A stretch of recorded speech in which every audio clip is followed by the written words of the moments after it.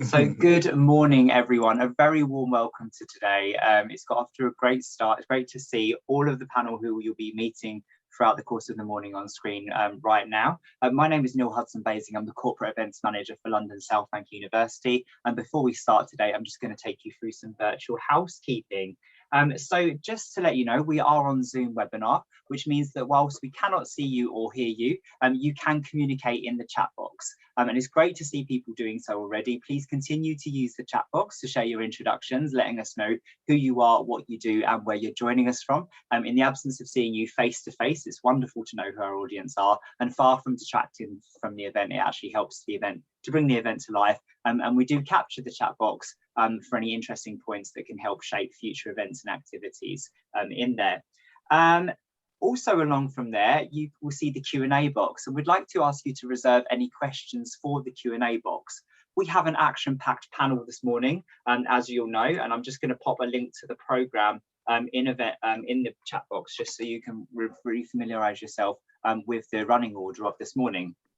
However, if you have a question for any of our speakers, please do pop it in the Q&A box. Let us know who your question is for, and then our speakers can address that directly. For our speakers that are giving short talks, they will type an answer to you, and then for the panel discussion, we will be able to address those during that time.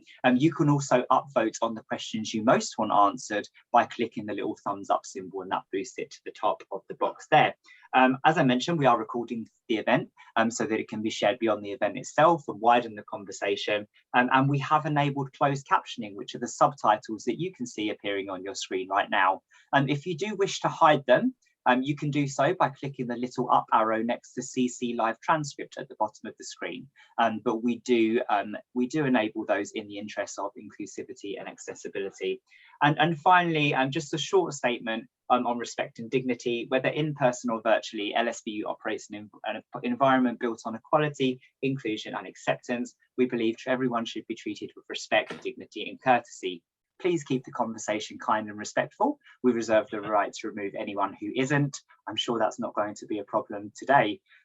So without further ado, I'd like to hand over to my colleague, Professor Tara Dean, Provost of LSBU. Tara, over to you. Thank you. Good morning, good afternoon, good evening, depending on your time zone. As you heard, my name is Professor Tara Dean, and I am the Provost at London South Bank University. I am delighted to be here with you at this function at which an important new book on construction economics is going to be launched. I am very happy to have been asked to say a few words to start the book launch.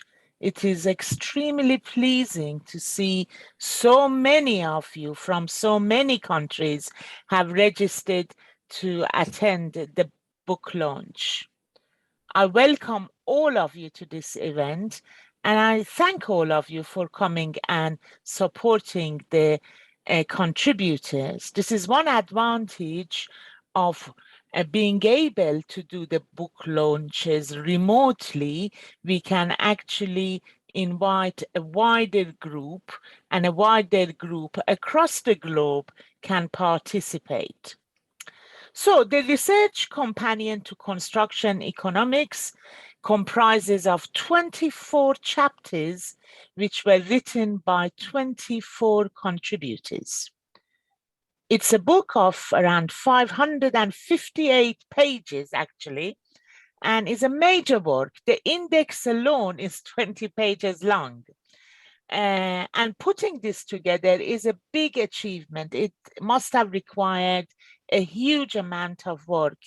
And I'd like to congratulate all the contributors and the editors for producing such a piece of work. I do have a copy of the book in my office, and I am waiting for my next one-to-one with Professor Ofori to get him to sign the book for me himself.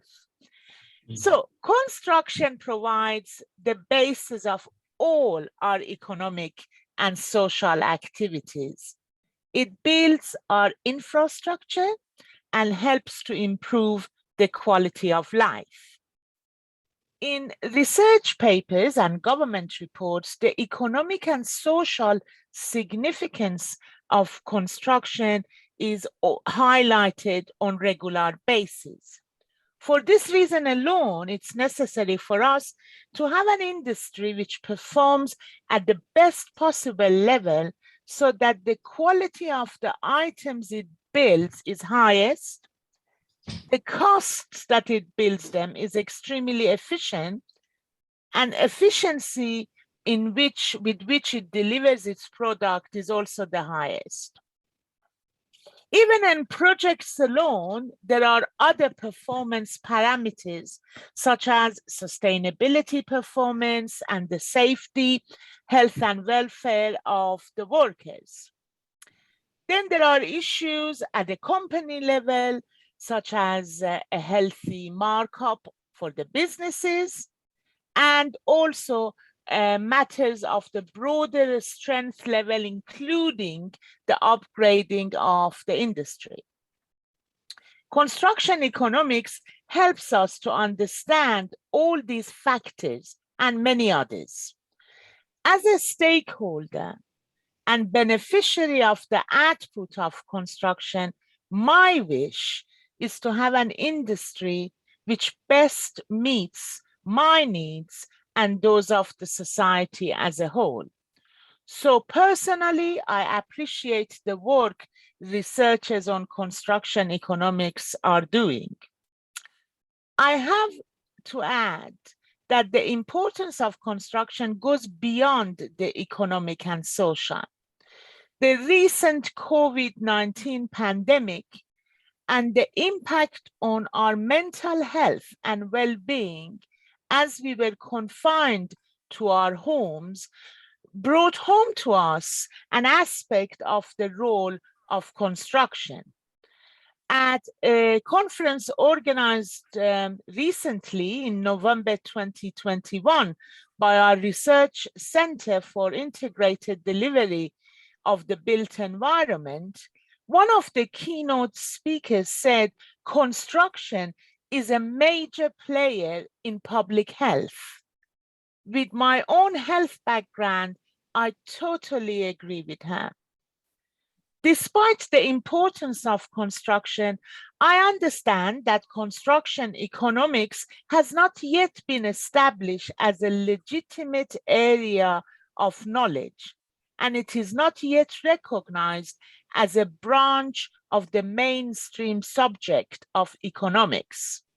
So this book, which contributes to moving construction economics along towards its solid establishment, is a highly important volume. George tells me that the chapters of the book were written by some of the top researchers in construction economics in the world. So I'm privileged to be here with the leading lights of the field. I must say that I did do my homework and check the contributors out myself. Not that I don't believe him, but I'm sure you understand as a scientist, I thought I need to verify these myself. Of course, he was right. He has also told me that some of those in the leading group who did not write chapters for the book are taking an active part in the book launch now. So this is a very significant event indeed. I congratulate all the contributors and the editor for this fantastic piece of work. As a researcher myself, I believe you have done a great job to help future researchers in your field. They will find in this book perhaps all that there is to know in construction economics up to this point, its main principles, theories and concepts, and its main works. In the chapters, you have also indicated that there is a need for more work, and you have pointed out the possible future directions. Again, as a stakeholder in the work of construction, I stand to benefit from these further developments and improvement in this field of knowledge, so that it can actually guide practice and government. So I hope this improvement is massive, and I wish the researchers in this field success in their efforts. Well, after the hard work in writing the book or a book chapter, it is most pleasing for an author or all the authors to see the book launched successfully. This is what we are here to do. And on that note, I launch the research companion to construction economics, and I wish the book and its authors well. From what I know about the fields of knowledge development, this event will certainly not be the final act of endeavor to build the area of construction economics. If there are any follow-up events, and especially if any of them are in person, then I also like to take this opportunity to extend my personal invitation to you, and I would be most honored and delighted to welcome you to our London South Bank campus. So now it only remains for me to wish you a really beneficial time today and an excellent book launch. Thank you. Thank you very, very much, Tara, for opening our conference today. We will see you shortly. I'd now like to hand over to Katie Crossan. Katie is the geography publisher for the Edward Elgar Publishing in the UK, and Katie has a short statement for us. Katie, over to you. So, thank you. Yes, I'll keep this very brief. I just wanted to say how delighted we are to be publishing the Research Companion to Construction Economics. The book is the first one published in our new series of companions to the built environment. I'll mention the second one briefly as the panelist is here. I'm Wilson Liu, who edited the companion to building information modelling with Chimney Anumna, which also came out last month. So we're really excited to see these books publishing as part of our move into developing our list on the built environment and construction management. And I just wanted to say really a big thank you to all of the contributors, and especially to Professor Ofori for all of your hard work on this project. A book of this length and complexity is no mean undertaking. It's a huge amount of work, and I think everyone can agree they've done an absolutely excellent job, which I'm sure will be reflected in the presentations and discussions today. And that's really it for me. We're just looking very forward to seeing how the book is received in the field in the future. Thank you very, very much, Katie. Thank you for being here today as well. So we now have a series of short talks for you. And as you'll know from the programme, we have a lot of speakers to get through this morning. And so we are on a time limit, which means our speakers during the short talks, our first session, have 5 minutes each. At 4 minutes, they will hear a bell indicating that they have 1 minute remaining. And then when we hit the 5 minute mark, they'll hear the second bell, and they will be encouraged to wrap up what they're currently saying. So we have a bit of flexibility on time, but we've already gone through this. So firstly, I'd like to welcome 2 speakers from University College London. We have John Kelsey and Stephen Gruneberg, and I'll hand over to John to start. So John, over to you. Thanks very much, Neil. I'd like to start Hollywood style by saying thanks to Neil and George for the event, to George for his efforts in putting the collection together, and to my co-author Stephen and our fellow authors for all their contributions. In 1972, I completed a degree in economics and philosophy, and then went to work on the building site as a labourer. Most people thought I was mad. Some still do. I didn't think that 50 years later I could have co-authored a chapter combining all 3 topics. I would have liked another 20,000 words, but I understand the limitations and cost pressures on publishers. For this reason, there's almost no material in the areas of metaphysics, ontology, critical theory, philosophy of intention, action and decision-making, aesthetics, and the human perception and conceptualization of the built environment. In the space we have, all we can do is to provoke a degree of critical thought. So we provide questions rather than answers. The only one of my philosophy teachers still alive is John McDowell, who's still active at the age of 80 in the University of Pittsburgh. He would probably be horrified at the lack of analytical depth in the chapter, but the chapter was written primarily not for philosophers, but for hands-on construction scholars and practitioners, as per the editorial brief given to us by George. The construction sector faces huge challenges, creating new buildings and adapting old ones in response to the pressures of economics, finance, climate change, epidemiological risk, to which the provost has referred, population growth, human conflict, technological change, and perhaps most importantly, what I would refer to as the dignity of labour. I hope that what we have written will provide at least the beginning of a framework for thinking about our understanding of and response to those challenges. Thank you. I'll hand over to Stephen. Thanks.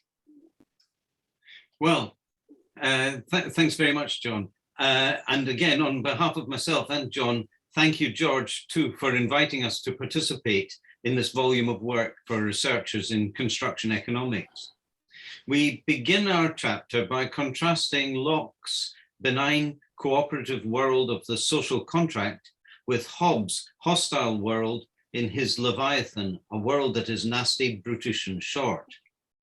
Out of this discussion emerge our ethical principles of construction, including a reason for having an efficient industry, producing a quality built output that is itself efficient. We suggest the construction industry has the moral aim of having an excellent reputation that can be valued and trusted by society. Nevertheless, many of the moral issues that arise in the course of a project are a result of the tendering system, whereby the winning, usually the lowest bid, frequently produces a winner's curse, and this pushes at the gates of honesty, quality, and reliability. Because political intervention is constrained, we often expect the market mechanism and the tendering system to solve the problem of distribution and equity. But if anything, the market system exacerbates the problem, leading to both the winner's curse and very low profit margins. The alternative, a managed market, also leads to a maldistribution of rewards and many moral dilemmas. The nature of construction markets means there will be forever moral issues, questions, and contradictions to deal with and resolve disputes. We simply lay bare some of the philosophical issues. I now thank you and hand over to the next speaker. Thank you. Thank you very much, Stephen, and ahead of time there, so thank you so much.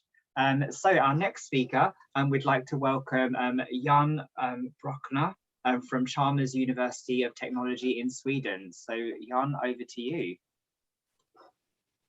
Okay, well, now for 1500 years of construction economics in ancient Greece and Rome, all in 5 minutes, which is obviously ridiculous. Now, first two questions. Why do we know anything about construction economics in antiquity? Now, what do we know?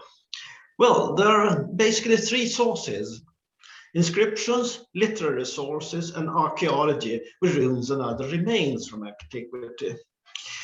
If we start with the Greek democracies, we have to note that they were audit societies, the earliest audit societies. So there we have construction accounts on marble. That was part of their methods to avoid corruption in public procurement. Now, ancient Rome was, should we say, different. And the procedures were, let us say, less transparent. Though we do know something here, and just to take one example, about choosing the optimal degree of prefabrication in marble quarries far from the construction site, and how to communicate with the quarry on the other side of the Mediterranean. Now, if we turn to literary texts and look at them, what do the authors tell us? I hope that I caught all good anecdotes with emperors and cost overruns and varieties of unethical behavior in projects. So this is not a new thing, what Stephen mentioned, the moral issues. So we find Pliny as a provincial governor writing from what is now Turkey, writing to his emperor Trajan, and asking for an expert, a quantitative surveyor basically, to be sent from Rome to investigate a couple of failed aqueduct projects. And we also have the emperor's reply, Trajan saying that there is expertise in the region and that Pliny should rather look for corruption in these aqueduct projects. And then we have our archaeologists, who in recent years have started estimating resource use in ancient construction projects, working from the ruins that we have left. This is probably a piece of Hadrian's villa outside Rome, illegally exported. And then we need data. And one important source of cost data is the huge edict by the Emperor Diocletian from the year 301, where he tried to set maximum prices and wages across the economy. That gives us data. Now, it should also be said that the ancients were not much interested in sustainability, but at least they were really good at recycling marble. And now just a final question for all of you to think about. Was ancient Greece and Rome developing countries or not? Yes, no, well, I think I have to stop there. Oh, well ahead of time. So thank you very much, Jon. So our next speaker, I'd like to welcome Professor John Eberhan from our very own LSBU. So John, over to you. Thank you very much, Neil. What a pleasure to be in company of so many distinguished authorities in construction and construction economics.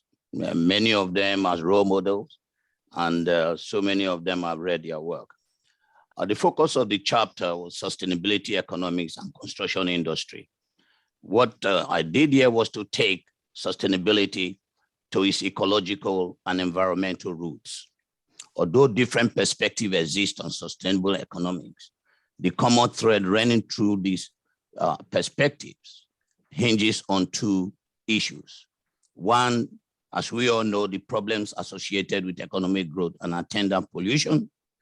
And the second, the challenges posed to sustaining economic growth in view of insatiable demand on economic environmental resources on the one hand, and the rate at which the resources upon which construction industry depends is rapidly, exhaustible.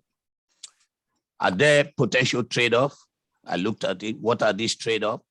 And what are the arising concerns that discuss around equity, economic efficiency?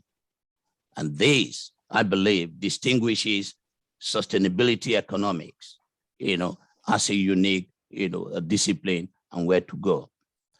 The intense debate arising from this is centered around whether man-made capital can replace or substitute natural capital. There are two views on this. There are those who say that, yes, it complements. And if that happens, what are the consequences? It means business as usual, the whole concept of weak sustainability. The views that no, natural capital services, there are some of them which cannot be substituted by man-made capital, such as what ecosystem services. That being the case, or the concept of strong sustainability, which is held by climate emergency advocates, was also discussed. This being the case, there's a very strong argument of decoupling economic growth from natural resources to reduce natural resource consumption intensity and enhance the absorptive capacity or regenerative capacity of the natural environment, which is critical.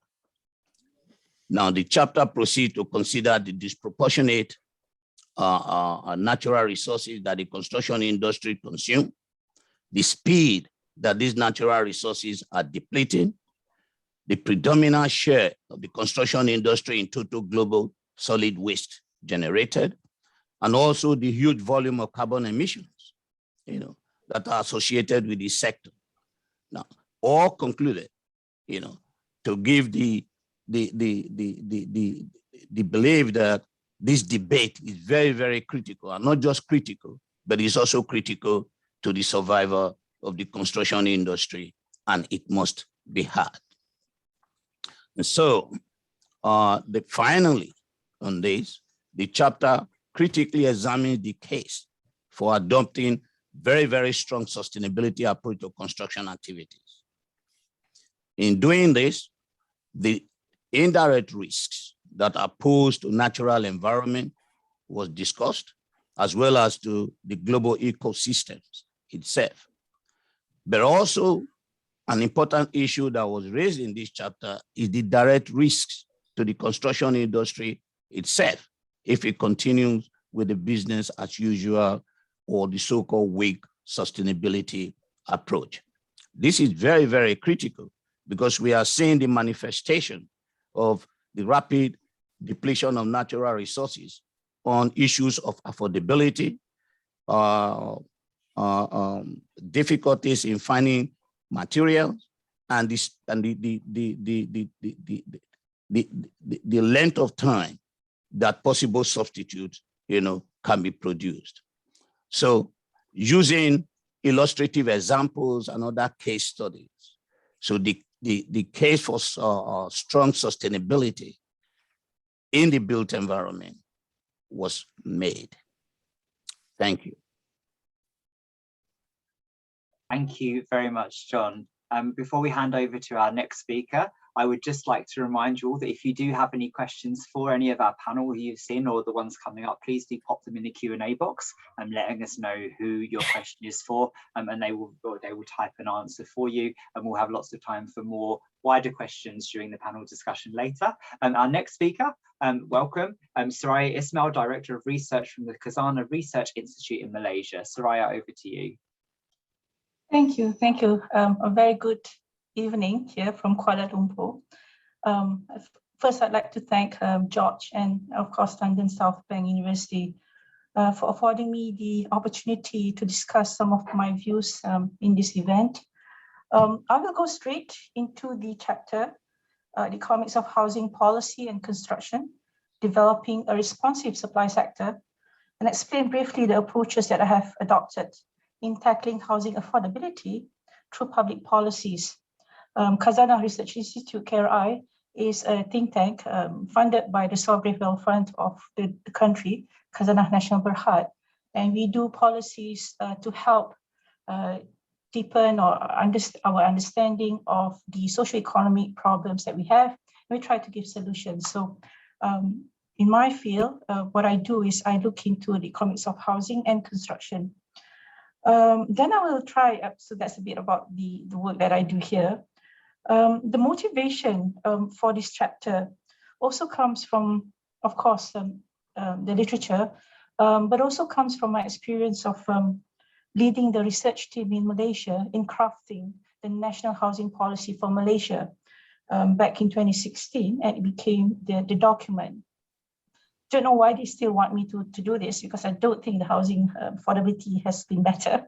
But from this work, there's been a lot of requests from other countries as well, namely from the Philippines, Pakistan, World Bank and IMF to look into this approach. Now this chapter is also looking into the balancing act of rethinking housing, looking into the role of the private sector, construction industry, the role of the government in terms of public policy, and the role of people, society.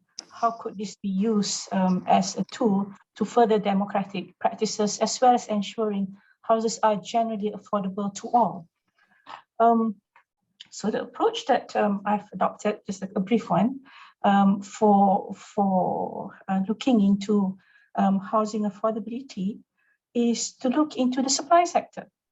Because many housing policies over the world, I mean, the ones that we've looked into, try to overcome the problems of severe housing shortages and affordability created by the market conditions. So here we look into the underlying assumptions of utility maximizing households as well as profit maximizing firms.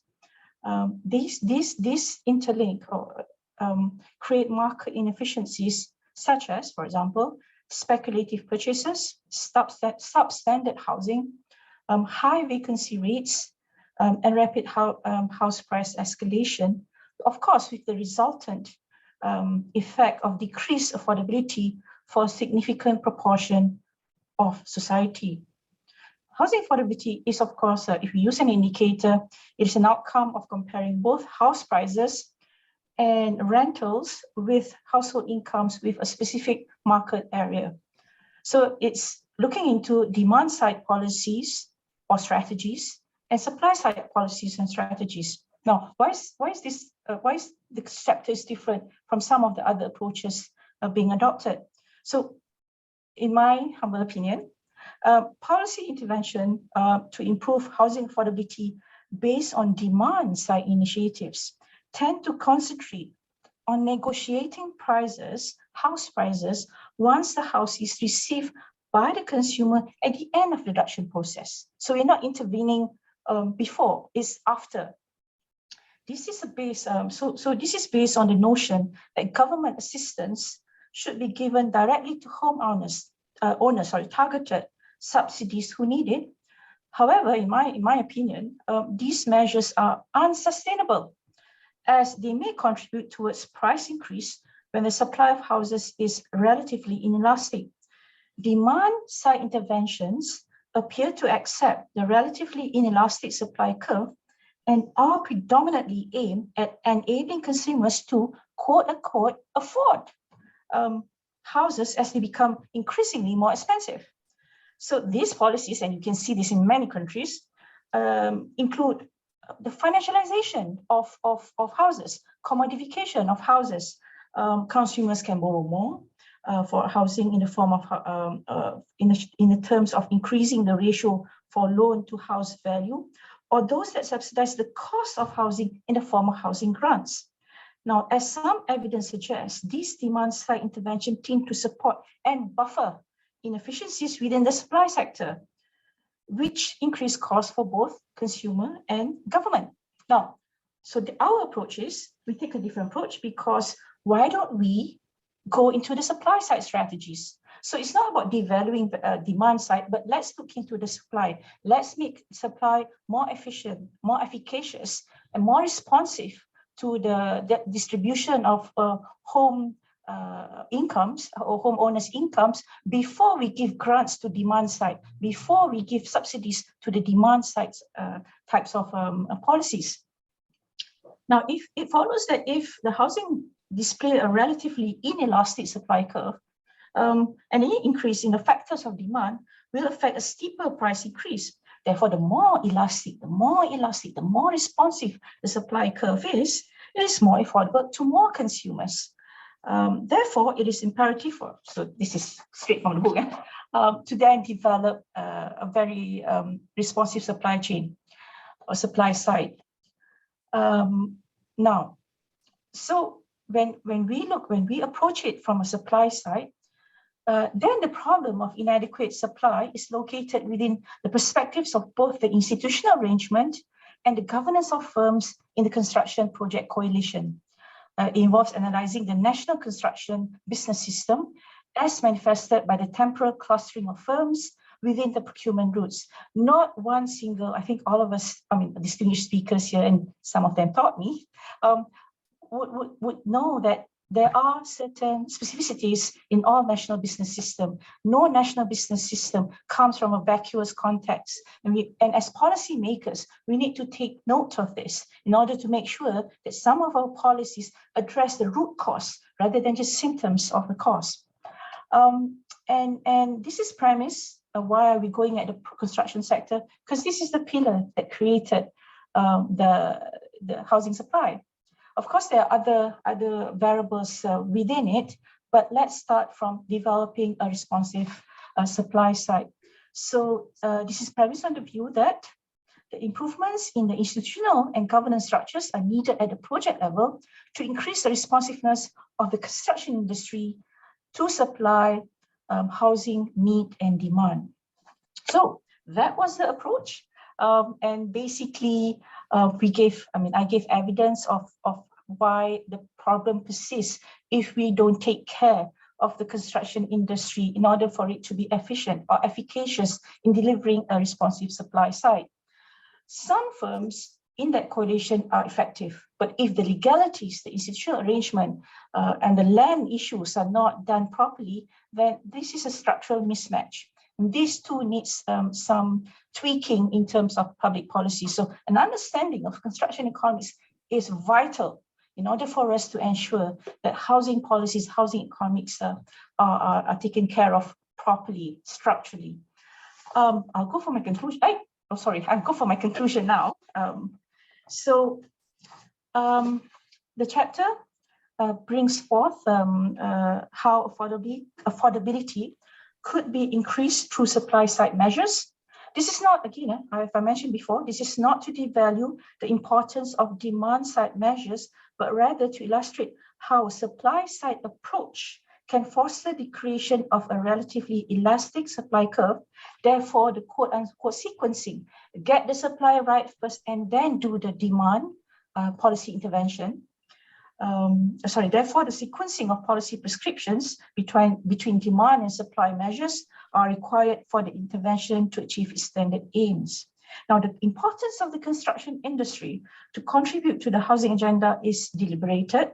Here, I use a lot of institutional arrangement and transaction cost economics. I am a student of MSc Construction Economics and Management of UCL back in '96. So as you know, that has impacted me.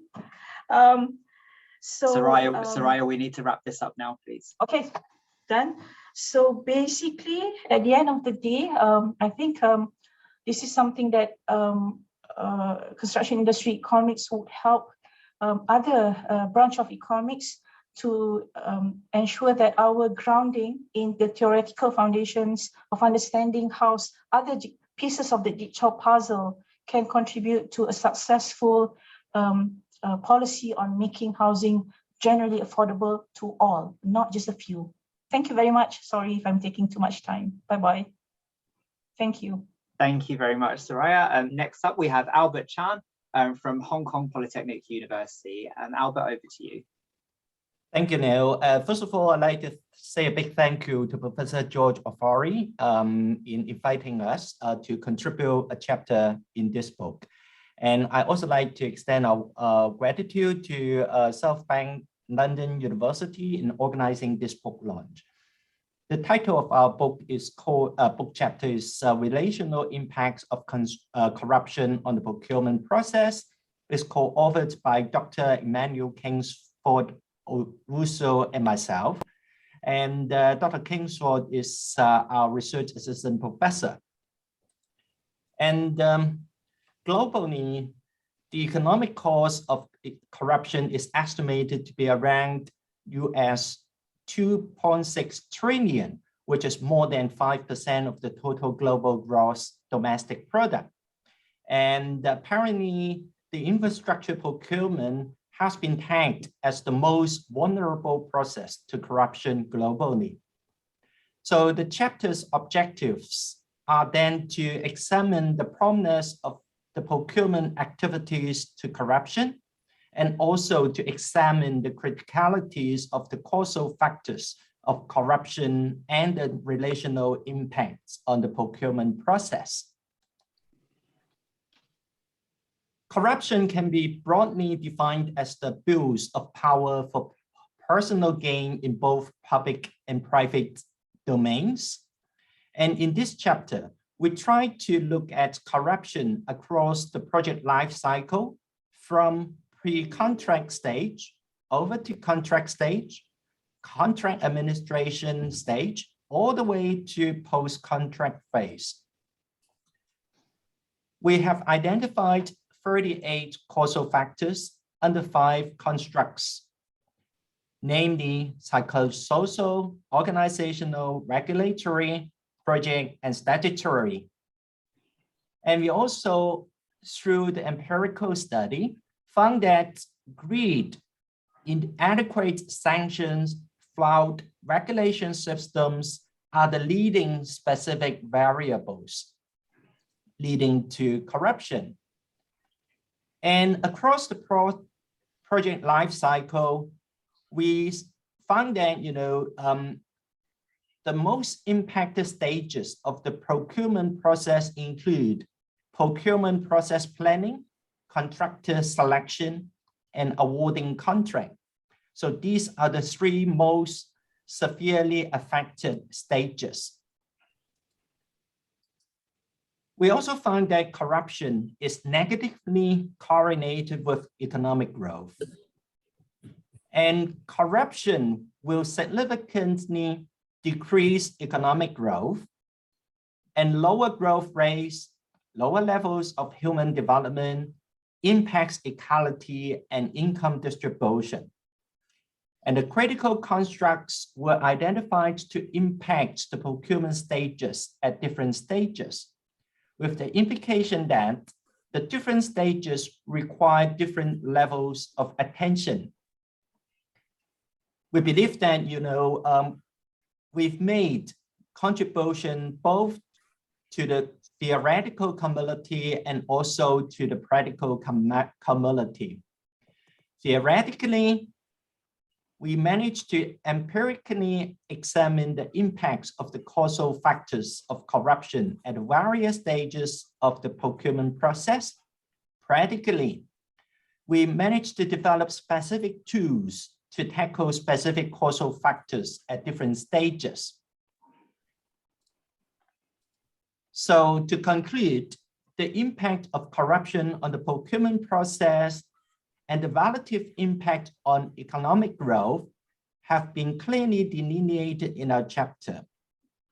And it reveals that the stages in the procurement process will lead to different prominence of corruption. And this study is intended to inform and facilitate the prioritization of resource allocation in fighting corruption.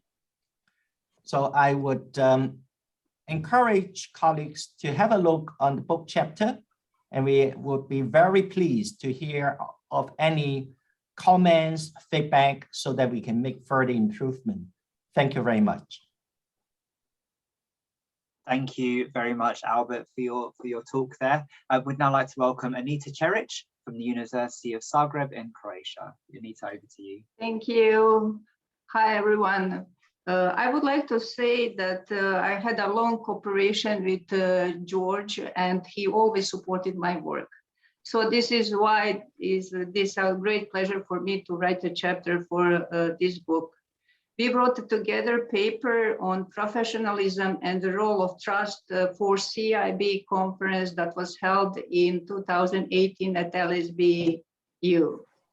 My chapter focuses mainly on trust in construction project as one of the key strategies for minimization information asymmetry between project participants. As you know, information asymmetry and opportunistic behavior is much more prominent in construction projects than in other types of projects.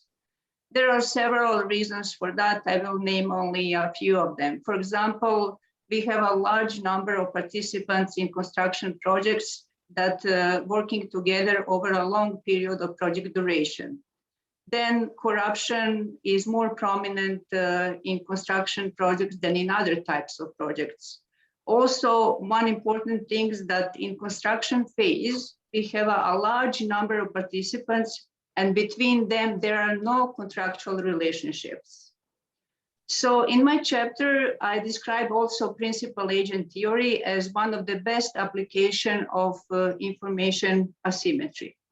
I offer framework for, of course, putting that in a principal agent theory framework, how to study different dimensions and different dynamics of trust, because we know that change over the time and the project duration.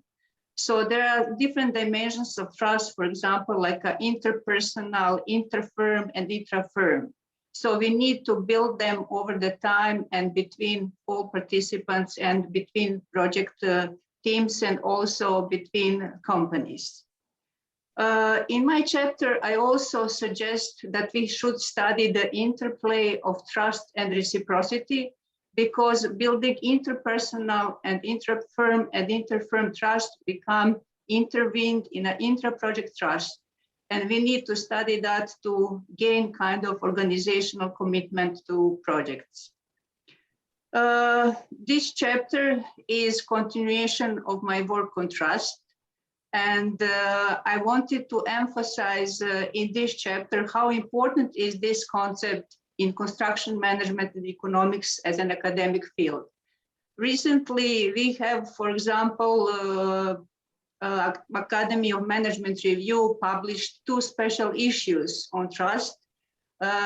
Some publishers established new journals for studying trust.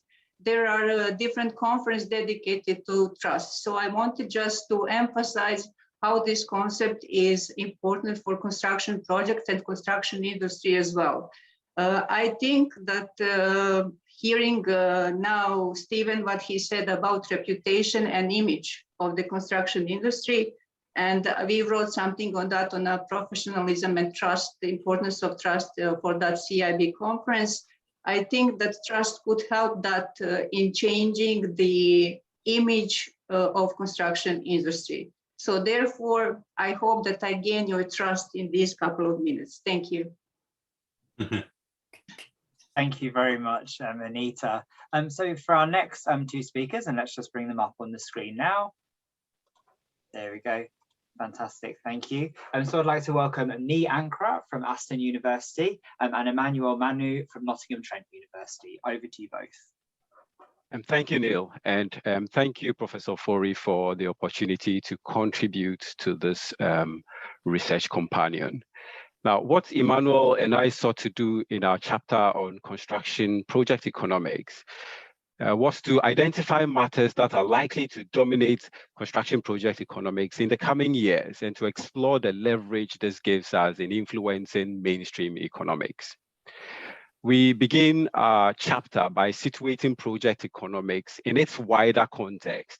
Our industry interacts with all other sectors through the provision of infrastructure for value creation within the economy. And it is the demand for infrastructure that crystallizes in projects, which requires the commitment of scarce resources and delivery under conditions of great uncertainty. Efficiency has therefore been historically a key requirement for project delivery. And the body of knowledge supporting this requirement to ensure efficiency has largely focused on providing understanding of cost and value drivers and showcasing tools and techniques that support decision-making, with the evidence from the literature indicating reliance on conventional techniques and tools forged in mainstream economics. And we do provide a comprehensive review of these tools and techniques in the chapter. We then conducted a bibliometric analysis to map out the future direction of this subject area. And this pointed us to increasing attention on non-financial impacts and a trend towards data-driven intelligent tools in order to respond to increasingly complex challenges. Significantly, it exposed other emerging trends that could be game-changing in the area of construction project economics, with significant potential also to influence mainstream economics. And what I'll do now is I'll invite Emmanuel to share a few of these emerging trends with you, as well as discuss some of the implications. Yeah, thanks very much, Nii. So in the chapter, we do discuss how the shift towards maximization of social and environmental value of projects has led to integration of social accounting techniques, carbon accounting techniques, and even to an extent, natural capital accounting techniques when it comes to the economic appraisal of projects.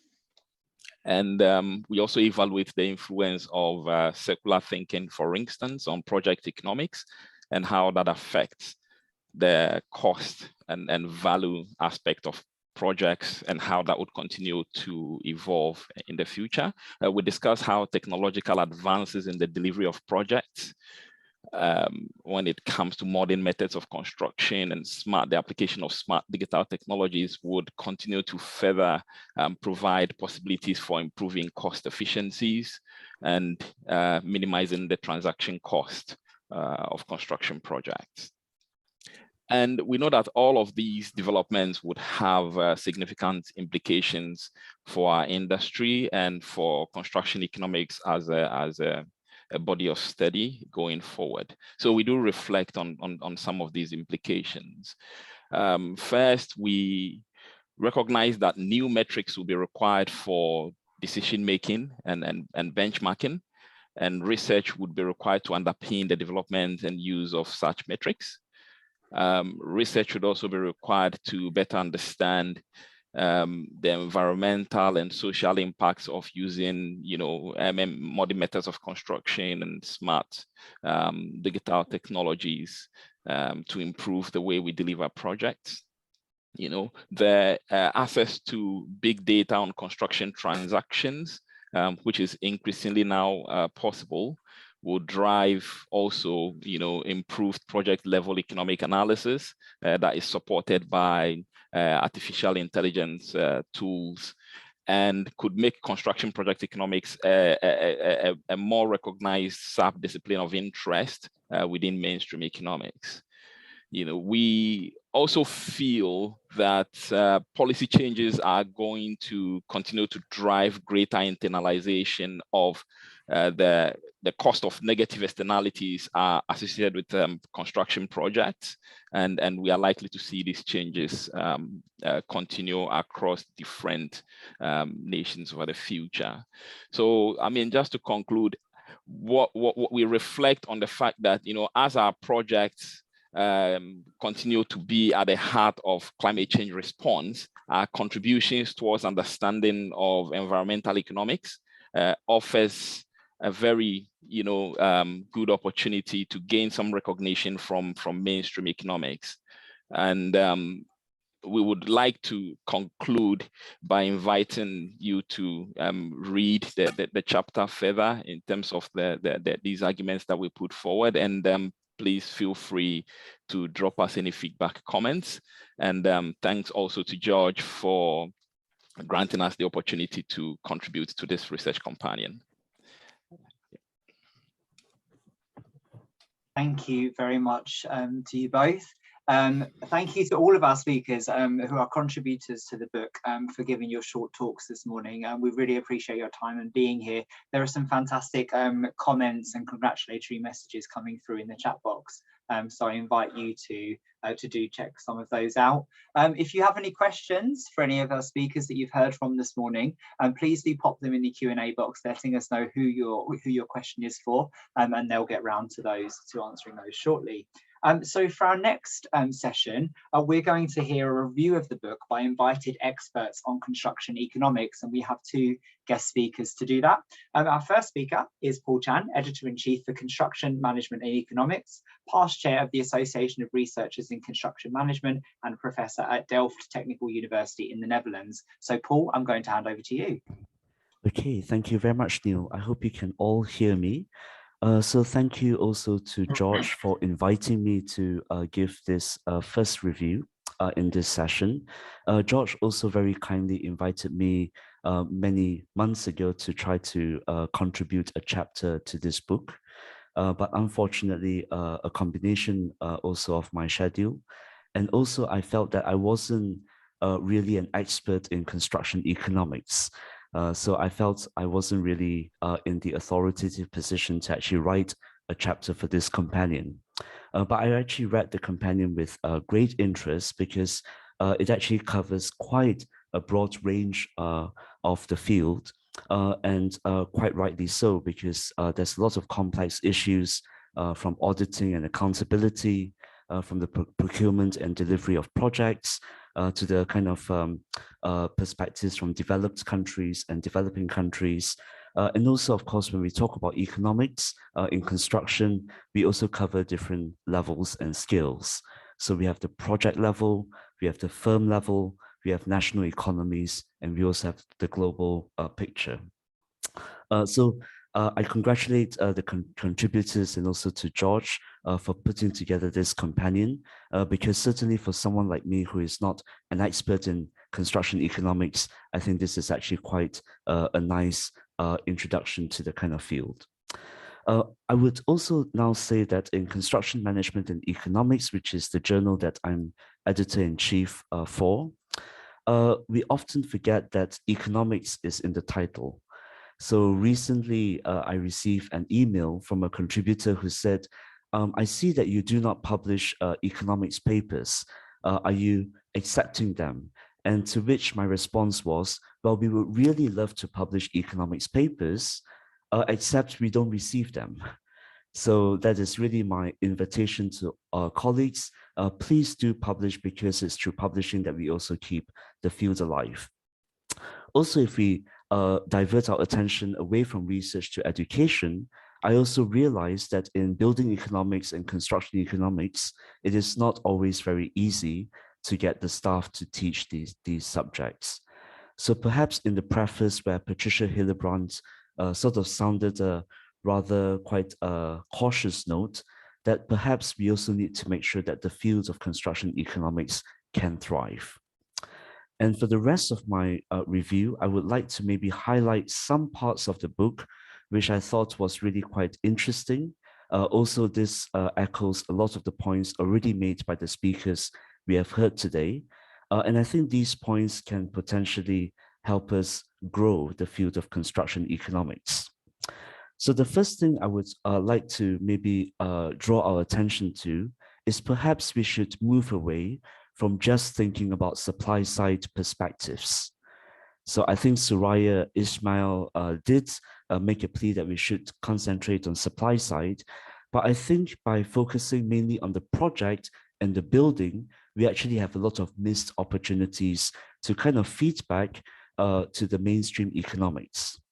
I think Jared De Valence in his chapter 4 actually said we need to really engage with conversations that allow us to rethink the economic models.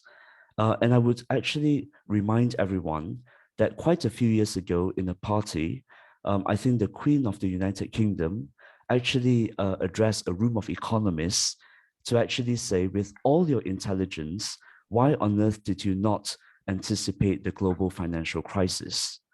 So I would also say that perhaps the mainstream economics field would need actually some broadening of the way of thinking. So I want to move on to how do we then rethink these economic models? And I really thank the speakers. I think sort of John Kelsey and Stephen Gruneberg, I think in their chapter reminded us of Jeremy Bentham's idea that we should always remember it's the greater to achieve the greatest good for the greatest number of people. And right throughout several chapters, I also see, for instance, in Alex Opoku's chapter 10, we should not leave anyone behind. And there is also quite a lot on kind of sustainability and social and environmental sustainability. I would also go to the chapter by Jan Brockner, because I really found the Aristotle's investigation really interesting, because in Aristotle's investigation of why tyrants engage in major projects, Aristotle suggested that those in power are trying to keep everyone poor so that they don't rebel. So my question is, to what extent is the building industry actually complicit in actually helping these tyrants? So I would like to leave with perhaps a couple of ideas of where we can move further. And to this, I would draw on Edmundo, Werner, and Jeroen Kling's chapter, I think that's chapter 16, where they actually said that construction economics has largely focused on the kind of industrial market structures, and we forget about the kind of the people who actually built these cities. within that chapter, I thought there is really quite a nice call to try to engage much broader from the project-based construction to engage in conversations with, let's say, urban economics. And I really like this idea that cities can be viewed as territorialized networks of construction.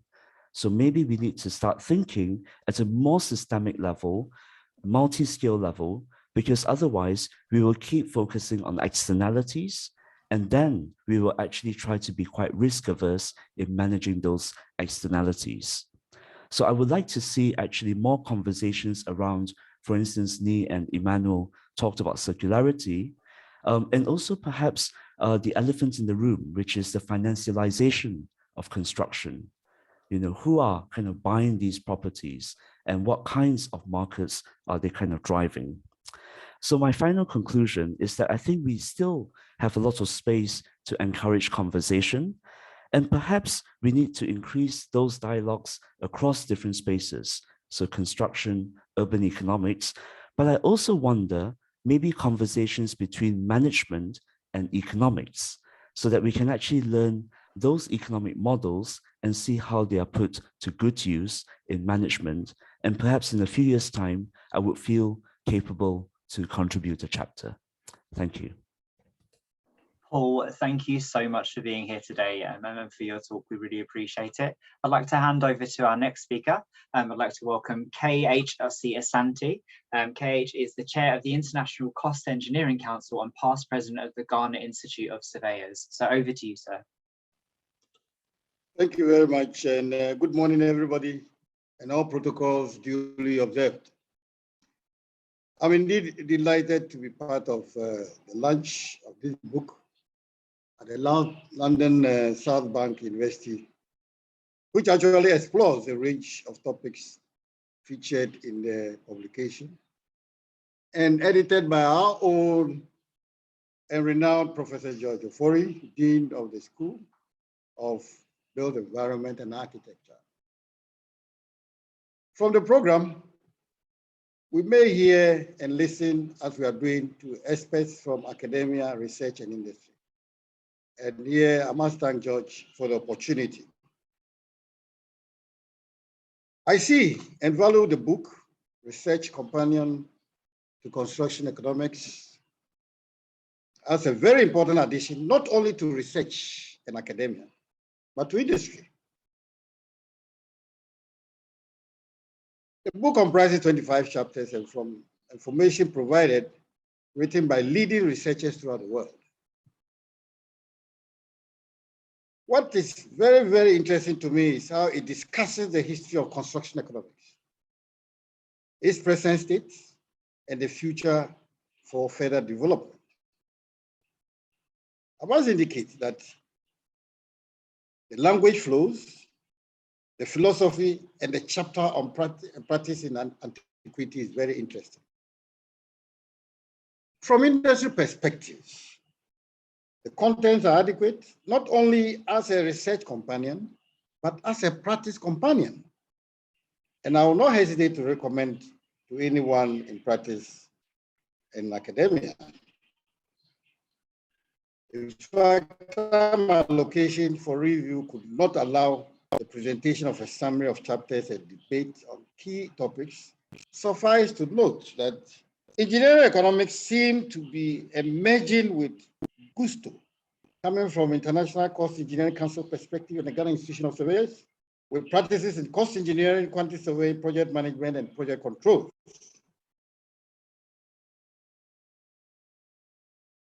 In the case of cost engineering, the approach is on process and time schedules, with costs or price books as the reference point. Whilst quantity surveying dwells on quantitative time schedule and price, with project management on time, schedules, and activities, and finally project controls on planning, scheduling, and documentation.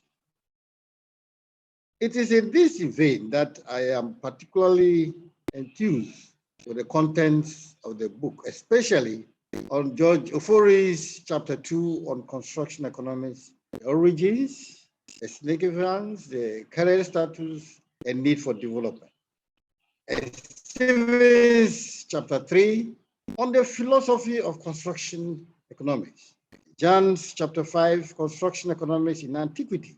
Very, very interesting. And my own Alex, chapter 10, construction industry and sustainable development goals, which I can inform Alex that about 2 weeks ago, the National Development Planning Commission in Ghana decided to look at construction industry and it fits its sustainable development goals. And a book that you contributed to critical role of the construction industry was well noted at that conference. I also looked and appreciate Oba's chapter 11 on sustainability economics and the construction industry.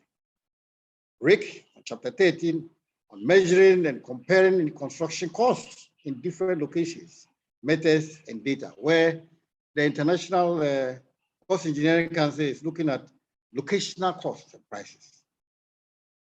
Anita, I enjoyed the economics of trust, construction industry, because integrity is very important in our industry. Bondo and Chiron, chapter 16, on the builders of cities. And we have just been told, building cities are just a whole range of construction processes going on. I believe the prospects for synergy between labor and built environment will be well noted. I'm also very happy with Chime's and Esther's chapter 23 on economic considerations in the procurement and deployment of construction informatics application. And finally, George's own chapter 24, the future new directions and construction economics research. Ladies and gentlemen, permit me to state that upon review of key and topical contributions made as reference above, I can confidently note that this book is a research and practice companion to construction economics. At the basic level of construction economics is the rate buildup that quantity surveyors engage themselves in to price their bills of quantities to arrive at tender sums and ultimately contract sums. Rate buildup involves input resource utilization studies through operational research and analysis in terms of labor, goods, materials, equipment, plant and equipment, and analysis for profit and overheads. Other aspects of it is market surveys and collation of prices are key to the process. Here, output constants are thereby arrived at, and that become very effective as against any rule of the thumb. It is at this basic level too that cost data are picked to work out coefficients and weightings for various formula methods for increased cost calculations for the amounts payable to contractors as adjusted for rises and falls in the cost of labor, goods, and other inputs to work. Further, data at this level permits assessment and analysis of price, costs, establish price reasonableness, and value for money to bring integrity to the construction industry. It will be worth to research into quotations for infrastructure projects that, in my opinion, now dwells more on outdated benchmarks, metrics, and mostly markups. In conclusion, this is where cost engineering, project management, and project controls are fast approaching quantity survey. This I will ask the contributors to look at. I thank you for your kind attention, and thank you, Professor Ofori. Thank you very much, KH and to Paul. Great to hear from you both. We are now going to go over to our panel discussion. And to start our panel discussion, he's going to be chairing it. I'd like to welcome Jim Meikle, Honorary Professor at UCL here in the UK. Jim, I'm going to hand over to you to introduce the panel discussion and our speakers. Thank you, Neil. Good morning to everyone in the UK, good evening to everyone in Australia and New Zealand, and good day to everyone in between. I'm speaking from Drysdale on the Bellarine Peninsula in southern Victoria, and the sun went down here 2 hours ago. I'm Jim Meeko. I'm a former partner of Davis Langdon, a long-term associate of the Construction Management and Economics Group at University College London, and I'm now an applicant for permanent residence in Australia. Many thanks to the earlier speakers and to George and the publishers for putting this volume together so efficiently and so quickly. I was very sorry that Dr. Hillebrand can't be with us today. She was largely responsible for starting this whole construction economics thing off and introduced me personally to the subject in Egypt more than 40 years ago. It's good to see old friends and colleagues, to see faces to put a familiar name to, and to see some new people, at least new to me. It seems that the field of construction economics is not so small after all. I've spent some time over the last week looking through the companion, and I can see many hours ahead of more reading. It's thought-provoking and challenging. The book is indeed a companion. I've read chapters, learned something new and interesting, but also been signposted to other reading and perhaps even some new research. This part of the event is for our panel of experts to address questions from our audience. We have around 20 minutes for questions, so we must make the best use of that. Neil from South Bank will read out questions and I will direct them to members of the panel. I will also take the opportunity of asking some questions myself. But maybe first I'll ask each of our experts to introduce themselves, provide a quick comment on George's book, and perhaps give an opinion on what next for construction economics. Each panel member can have a couple of minutes, and I'm told that will be strictly controlled. Our panel of experts consists of Les Ruddock, a fellow honorary professor of mine at UCL, Gerard de Valence from UTS in Sydney here in Australia, Samuel Larrea from the University of Witwatersrand in South Africa, and Wilson Liu from the University of Hong Kong. Can I start with a few words with Les? Thank you. All right, thank you. Thank you, Jim, for that short introduction. For those of you that don't know me, I think my main claim to fame is that I am the leader of the CIB, the International Research Council, for research and innovation in construction, and I lead the construction economics group. Now, as the leader of that group for the last decade, I'm quite aware of what appear to be the main interests of researchers in this field. And it seems to me that over the last few years, the main interest has been in the issues of productivity in the industry, skills and training and education, and obviously environmental, climate issues, and IT issues. So these appear to me looking at also journals such as Paul's journal. Paul mentioned that the reason that people perhaps sometimes indicate there's not enough economics in his journal is that people don't supply papers. There doesn't appear to be the same volume of research in economics as there is in the management aspect. And speaking to previous editors, it's always been the same complaint that perhaps for every 10 papers that are on the management field, construction management field, only one is in the construction economics. Perhaps it's not even as good as that nowadays.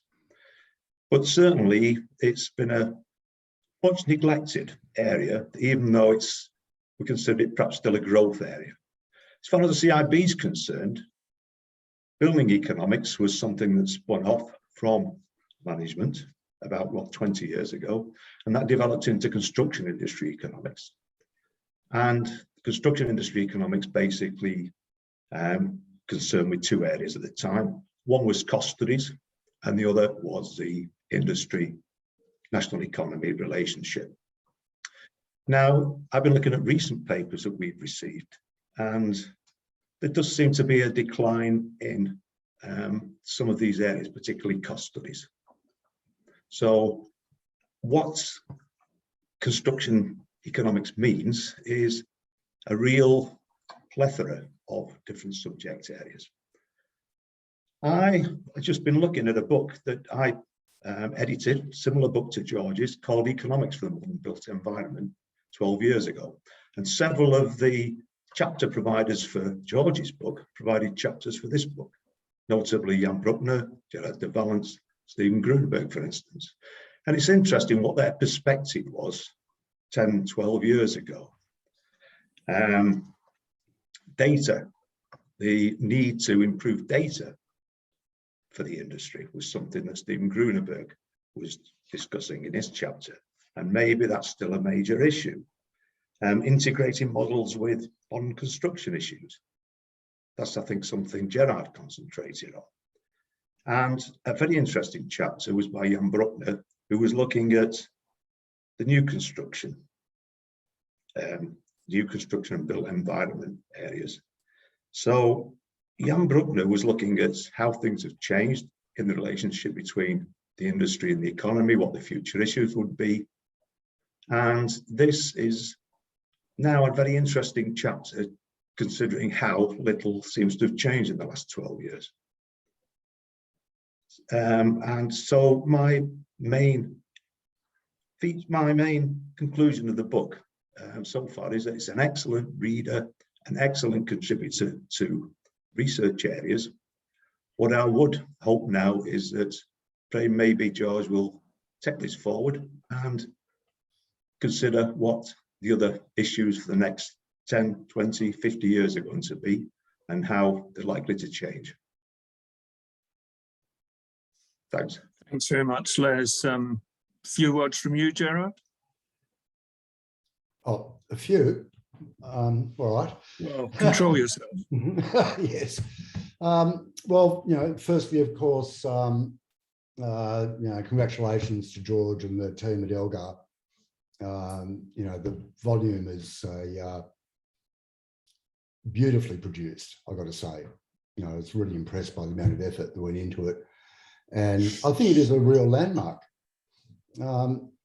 If you read George's introductory chapters or what Les was talking about, the previous publications, one thing that's been difficult for people who are interested in construction economics is to find the material, because it's been spread out across journals and books and conference papers. And the great achievement, I think, of the research companion is to bring together in one place what so far is a definitive work on construction economics. And one could always debate whether a topic has been left out or some topics perhaps have been included. These are always open for discussion. But the key point here is that for the first time, we have a definitive collection of construction economics works.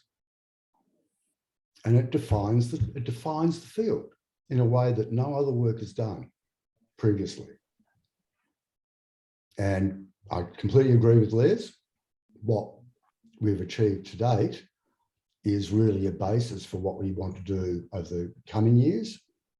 And there is lots of work to be done. I mean, that's clear from the chapters in the volume. Many of the chapters are establishing a foundation of work that's been done, the research that's been done over the last few decades, consolidating that in order that we can move forward. We can build on the themes, we can identify the key points, we can develop the tools and techniques that we need in construction economics in order to make it far more useful and far more applicable. So that's what I think the book has done for us. I think it's given us a real marker, a stake in the ground. And I hope, will actually bring a lot more attention to previous work. So Les mentioned his book on economics of the modern built environment, which really was the first of a whole series of works that have come out over the last decade or so, including the 3 books that have been edited by Jim Meikle and Rick Best. There's Stephen Grunenberg, Noble Francis's books. There's Christian Brockman has a book coming out this year on construction microeconomics. So we're seeing a lot more research being published, but it's not being published in the journals. And I think that's a really interesting question about why that is the case. But the publication through the books and with the support of the publishers like Elgar and Routledge have really seen a significant body of work accumulate over the last decade or so. And I regard the research companion as like a capstone for all of that. It brings together the themes, identifies clearly the work that's been done, and importantly, provides signposts and directions for where we might take our research in the future. So, you know, I've got to say I'm only halfway through the book, but I've been enjoying it immensely. I hope to live long enough to finish it. And I think it would be very, very good if we could try to use the book and the launch, the event we have here, to build a bit more of a community. You know, one of the problems that people who work in the field, work in construction economics have, is we tend to be isolated. We're spread out over a lot of institutions rather than having departments and a group of people together on you know, a location, a single location. Because it's honestly, it's a bit of a niche interest, you know, in terms of numbers.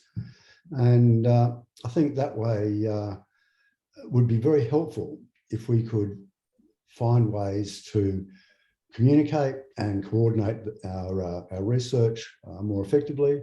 And I'm really hoping that the launch of the Research Companion might be the start of that as well. Yeah, so anyway, congratulations to everyone for the work here.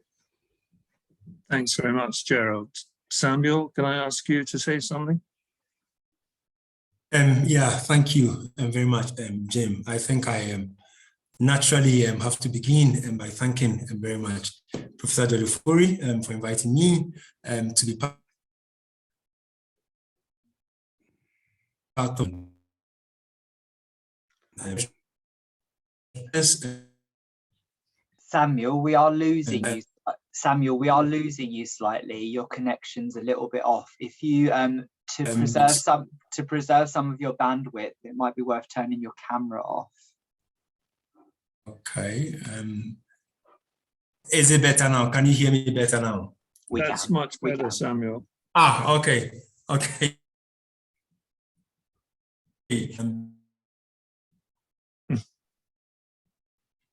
Sorry, you've gone again. In South Africa. Sorry, Samuel, you've gone again slightly.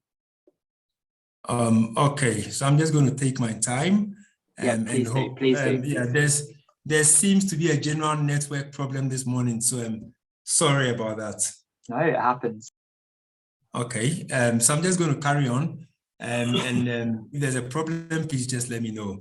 But the point I was making is, I thank Professor Ofori for the opportunity to be part of this. It's a good book. I think Gerald have said a lot already. There is no need to repeat what you've said, but I just want to support some of the key points from that. I think building the community is important. I think this is a really good foundation upon which we can build to develop the field of construction economics going forward. And I think that in terms of moving forward also into the future, I think this provides with a great opportunity to begin, I think, to consolidate in some of our thoughts and our research in this area to begin influencing mainstream thinking and theories, within the field of construction economics, but also beginning to get into the mainstream field of economics as well.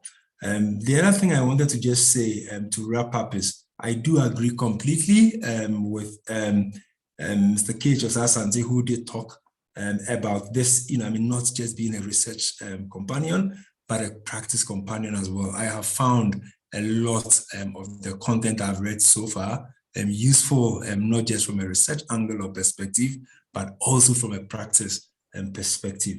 And so thank you very much, Jim. Thank you, Samuel. Is that it? Yes. Wilson, can I ask you to contribute a few words? Yeah, thank you, Jim. Thanks very much. I saw a few theses from the old time reading, including Stephen and also Samuel, and some many other theses. Actually, I'm rather disappointed. Cannot see Hildebrand today because I read a book when she published, was a lecturer at reading. But since then, I've never met her, although I heard about a lot from George, from other people, about her contribution to this field. And then when I was in Reading, I was quite interested in international construction, reading a lot of researchers there. And then I came back to Hong Kong around 14 years ago. I actually deviated from the international construction, not because Hong Kong's is not international. Hong Kong's is rather international, and the construction market is also very international. But Hong Kong people are very much inward-looking, perhaps because the market is too profitable, so they don't have time to look outside of the market. And then when I came back to this part of Asia, at that time, George was in NUS, so we almost met every year. In NUS, in Beijing, actually in Reading as well. So when he approached me to write this chapter, I feel much honored. So in this chapter, I basically talked some the global construction market. So I had some scope definition first. This part of the work is very much inspired by peers, Professor Andy Dante, Professor Roger Flanagan, and Carol Zhu. And then I try to describe the historical development, status quo, and try to kind of look at the future of the construction market. So I keep a close eye on Stephen's work on the data about international construction. So in that part, I described some trends, some patterns of the international construction markets. And then I see that the international construction market actually at a crossroads. Okay, so but then yeah, so nothing very complicated in the chapter, but just some viewpoints, some kind of my thinking. So Jim asked us to think something about economics. Nothing particularly about economics, but if we think construction economics or economics itself shouldn't be too complicated. Okay, that's something should be we mobilize, we use in our daily life. Okay, if in that sense, I think we do contribute something to construction economics. Thank you, Jim. Thank you very much, Wilson. I'm now going to pick a question of mine, and I'm going to ask you, Les. I was interested that you referred back to the book that you edited, and I think you said 12 years ago. I mean, I'm interested, looking at some of the chapters in George's book, that things like the Latham and Egan reports are still being cited as major sources. Are their analyses and prescriptions still relevant, do you think? That's a very good question, Jim. I don't often see references made to these reports anymore. So maybe in that context, they've gone as far as they could go in describing the issues with the industry. I don't think that's I think a major issue with the industry is it's often perceived as being relatively backward compared to other sectors. Yeah. And the movements seem to be incredibly slow, and major changes in practices don't seem to rapidly occur. So maybe it is true that you could look again if you asked people to undertake similar sort of studies, Latham and so on. The conclusion would be not a lot of progress. But nowadays, of course, concerns are with other issues. I mean, a lot of the papers that I've seen now coming into CIB, for instance, are concerned with post-COVID. How do we develop the industry post-COVID? What are the major issues? And of course, environmental factors. But as far as I'm concerned, maybe slow progress is the answer. So it's on the back burner, still on the back burner. Yeah, thank you, Les. Neil, are you going to come in with questions now? Please feel free to go and ask another. Go ahead and ask one of yours, and then I'll come in with one afterwards. Okay. Wilson, can I ask you, I'm really interested in the role and the operations of Chinese contracting firms internationally. I mean, what can we learn from the way that they are now operating? I mean, they now dominate the ENR league tables. They're everywhere. What can we learn? Yes, that's something phenomenal.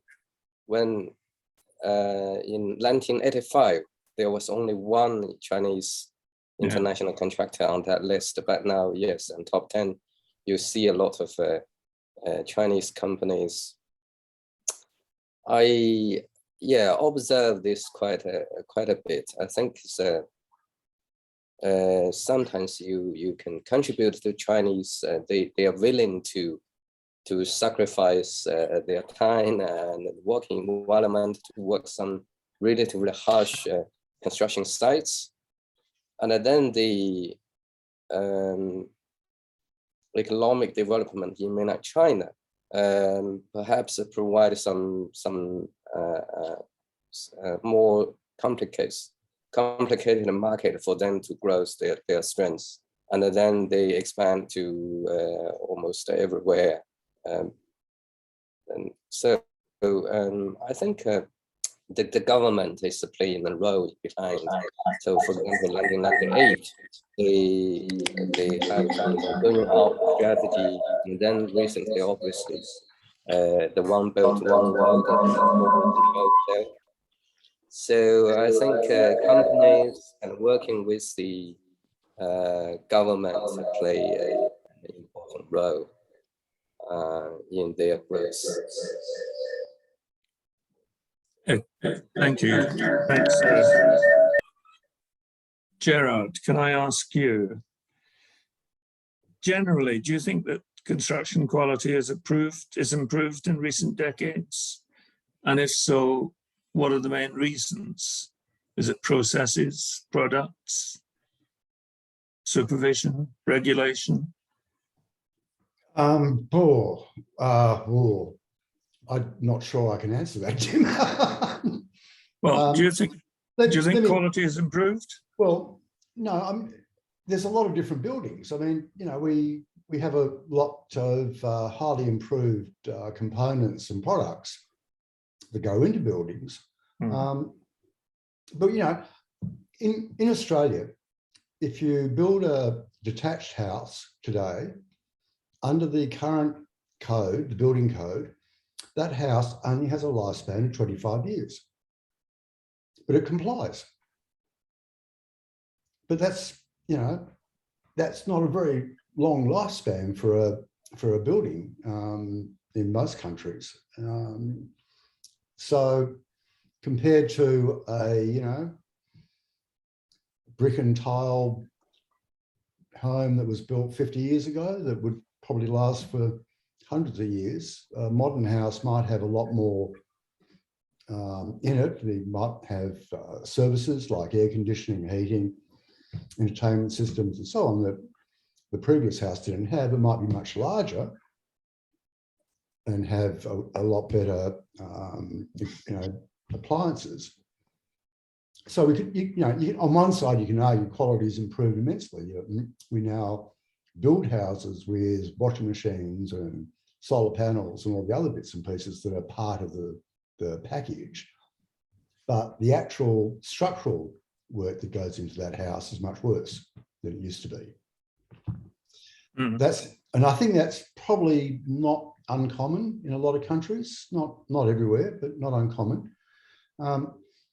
The other side of that coin, I think, in commercial and industrial building, I think the quality today is much better than it was even a decade ago, or certainly a couple of decades ago. If you watch concrete pours on a high-rise site now, they're really, we have that down to a fine art, and we can specify the concrete, the grades, the strength, its capacity to a very fine degree as well. And we can put up buildings that are 10 or 100 stories high, and we can do that quite safely. So these are major achievements. So I guess the point I'm trying to make here is that quality, trying to define quality is a bit like trying to define an elephant. If you're the blind man in the room, we all have a different aspect of it, and we all think that we've got the whole story. But the problem is we could just be a few people wandering around in a room with a bucket and a mop and a hat stand, and we think we found an elephant, right? So my answer there is that I think the industry's capability is greatly improved. It can deliver much higher quality buildings. And some of the major projects over the last couple of decades, the bridges in Northern Europe, the high rises in the Middle East, the buildings in places like Shanghai, Taipei, quite amazing. Yeah. So my short answer is I think the industry does much better in delivering quality buildings than it used to, but the industry will deliver to the required standard. Yes. And the role here, I cannot emphasize how important I believe the role of standards and codes are in improving the industry's performance. And my these days actually, that if you ask me what my preferred policy approach to the industry would be, I would be asking governments to spend a lot more money on the research and testing required in order to get the standards improved and to create much higher quality buildings through that mechanism. Because I think that's how the industry works. The industry responds to regulation because it's a highly regulated industry. So if we want to, decarbonisation, great example, right? We want to decarbonise buildings, change the standards, insist on low carbon cement, insist on replacing Rio with graphite or composites. Just to jump in there, we are running tight on time. We've got one question for Samuel, and then we've got a big audience question. There are some questions in the comments in the Q&A box, so do feel free to reply to those. But Jim, one question for Samuel, and then we'll come over to a big wider panel question. Okay, Samuel, one of the things that I've been thinking about for a long time, and we're doing it again tonight, of talking about construction being a single industry. And I have a problem with that. And I think treating it as a single industry tends to obscure issues and problems. And I'm thinking here about productivity.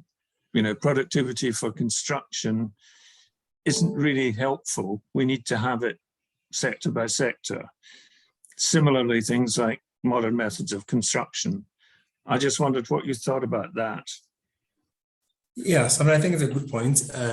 I think that it is good, if we can segmentize it across the industry, but having just a single measure across the industry, I also don't think it's appropriate just because of the nature of working these different segments of the construction industry.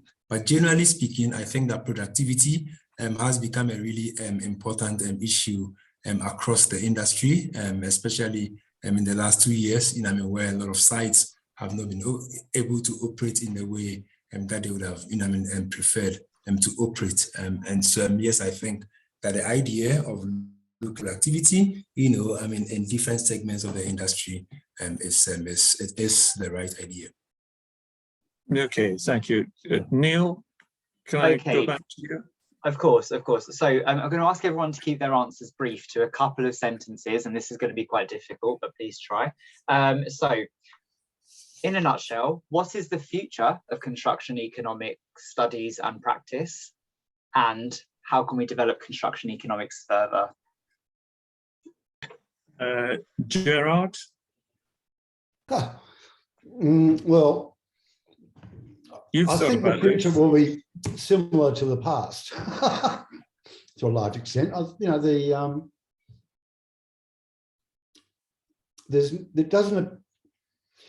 The challenges in front of the industry are pretty clear. Sustainability, equality, access, productivity.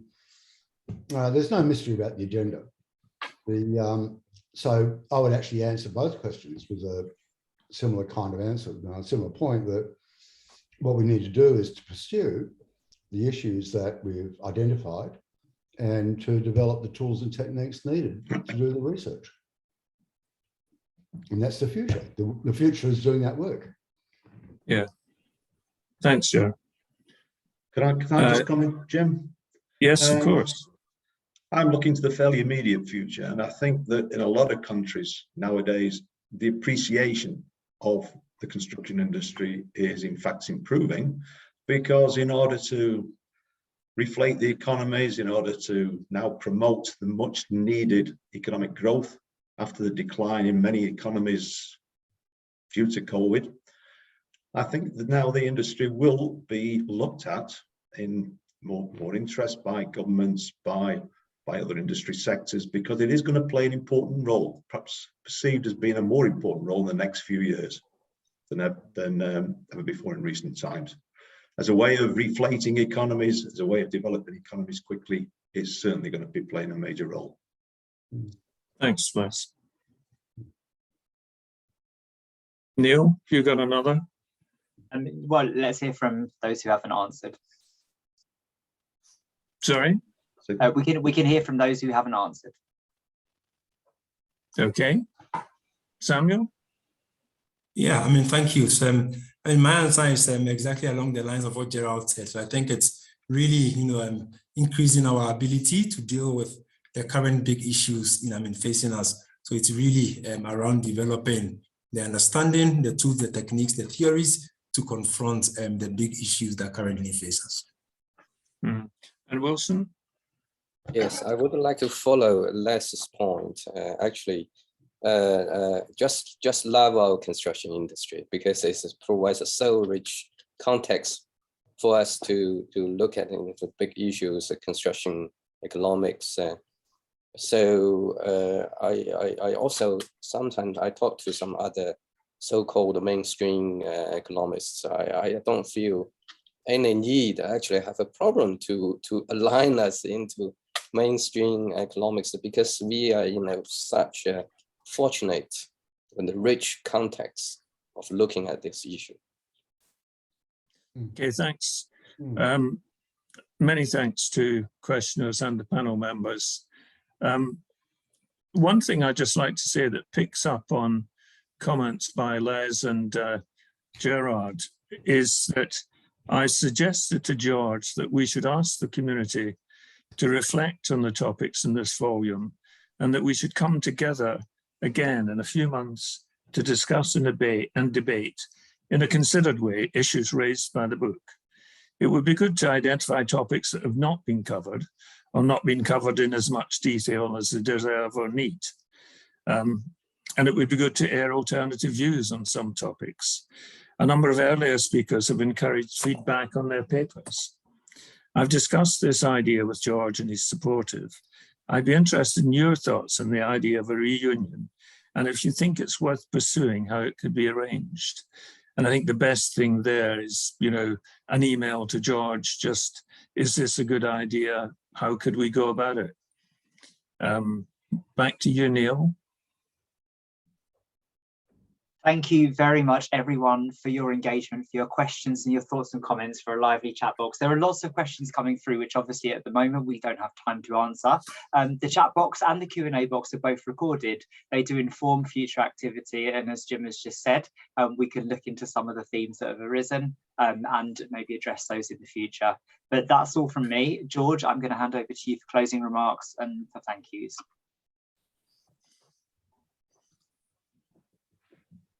You're just on mute there, George.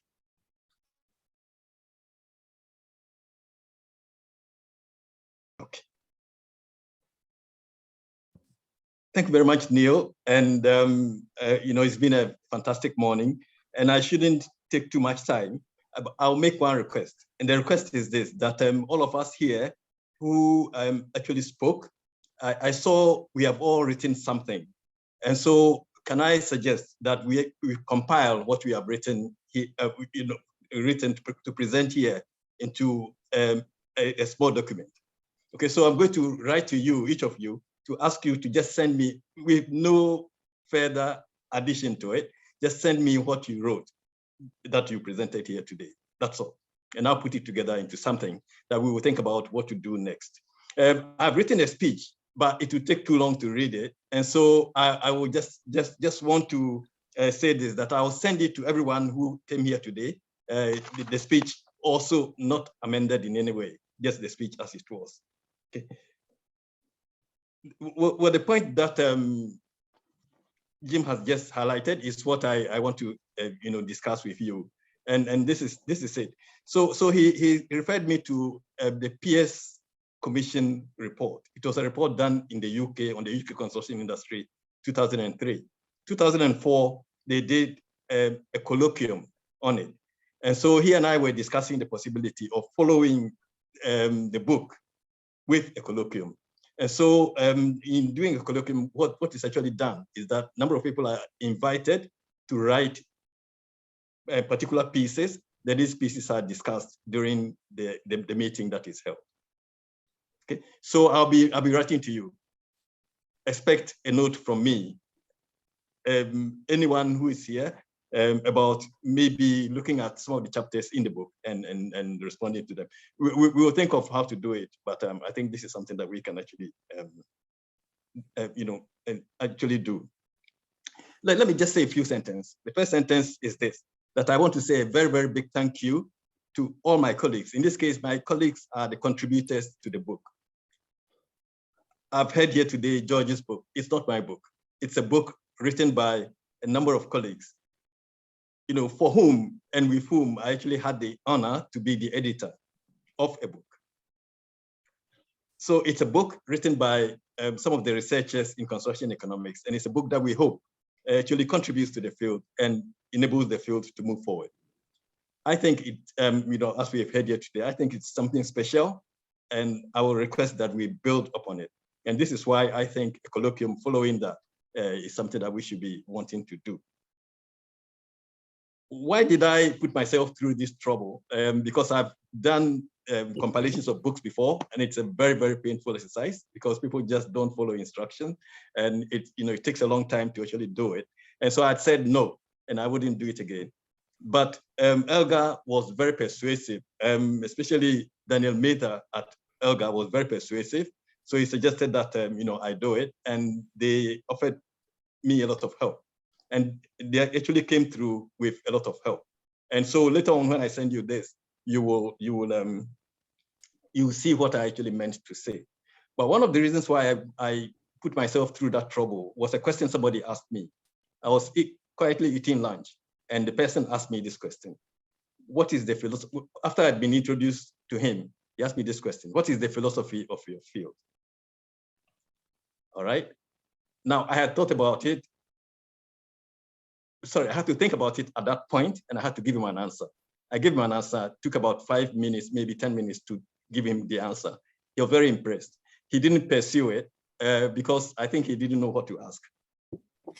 And so let us all think about this. what if we are caught and we ask, in fact, what is construction economics? What shall we say? I think we should be able to give an answer. And this answer will only become clearer in future because at the moment it's not. So let us all work together to deliver this answer in future. So I thank all of you, all the contributors. I thank everyone who actually attended this session. For me, it's been very meaningful, and we could have gone on maybe for a whole day, but let's do that in the colloquium. Okay. In being the editor of this book, I dedicated it to my children. I have 4 children, and so this book is dedicated to them. I think 1 or 2 of them, 2 or 3 of them are here with us in this session. All right. My family has enabled me to do a lot of things, and I thank them for providing me with that kind of support. I have seen some very old students, and I've seen some very new friends also today. Let's all work together. Let's try and bring the area of construction economics forward. I see ARCOM, the Association of Researchers of Construction Economics. Sorry, Construction Management. There isn't an Association of Researchers of Construction Economics in the UK. There is the group that Les leads, the CIBW 55. Now let us make it perhaps the most prominent in the CIB. Let's do the best we can to uphold and improve and develop the area of work called construction economics. I would speak for the whole day, but let me say thank you again to all of you, and let me end here. So Neil, over to you. Thank you very much. Thank you very, very much, everyone. As I say, we have recorded this session. It will be shared with everyone who registered, regardless of whether they attended or not. Please do feel free to share it with anyone you feel might benefit from listening or interested. Doing so helps bring these conversations to a much wider audience than just beyond today itself, and obviously have a much wider impact. Thank you all, and we'll be in touch soon. Thank you. But Neil, let me have the last word. I think you will all agree with me that Neil has done a fantastic job. So big thank you to Neil. Teamwork. Thank you so much. Take care, everyone. Thank you, Neil. Thank you. Bye. Bye. Great to see you all. Take care. Bye. Bye. Bye-bye.